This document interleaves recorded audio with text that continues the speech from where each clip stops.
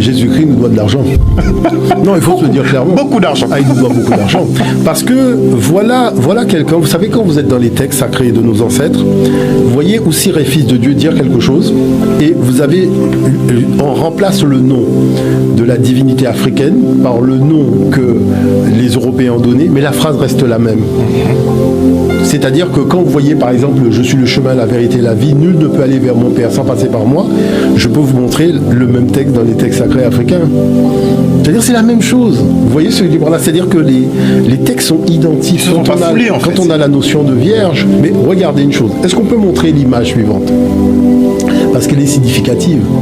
Voilà, cette image, en fait, c'est que la divine Vierge, Asséta, africaine, quand elle a eu son fils, le roi qui était en poste voulait tuer ce fils. Donc elle a pris la fuite. Et elle a été se cacher dans les marécages. Et vous voyez, là, elle est cachée dans les marécages pour fuir la vindicte du roi qui veut tuer son fils. Et c'est là qu'on a pour la première fois la scène de l'allaitement.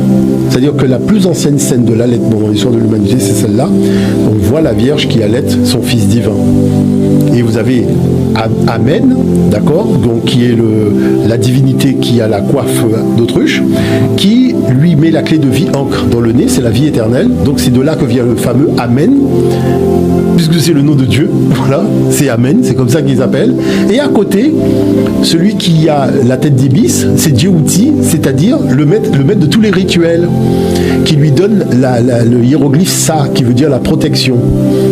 Et c'est lui que les Grecs vont appeler Hermès. Vous voyez, donc c'est pas pour rien, regardez bien la scène.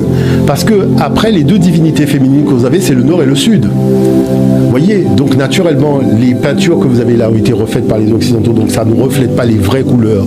Donc il y avait mais quand vous allez en Égypte, vous voyez ces scènes-là.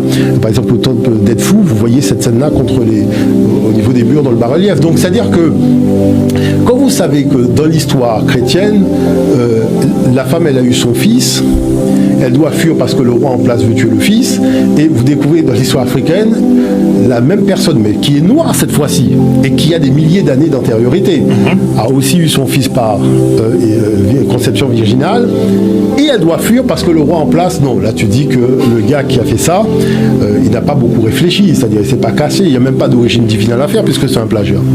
Maintenant, je me suis posé la question, mais comment a-t-on pu arriver, je dirais, à une telle efficacité dans le plagiat ? Ah ben, c'est parce que beaucoup de pères de l'Église étaient africains de naissance.